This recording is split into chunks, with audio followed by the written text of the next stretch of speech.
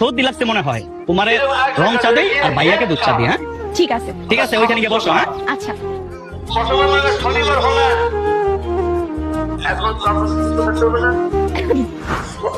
এই যে একটা কথা আছে না, ছাত্রের সঙ্গের মূল সুখের মূল, মানে এই যে মনে করেন এই যে এটা তোমার রং চা আর ভাইয়া এটা আপনার দুধ চা। হ্যাঁ আমি বকর বকর করতে তাহলে তোমরা কথা বলো, আমি যাই, আর কিছু লাগলে আমাকে বলো।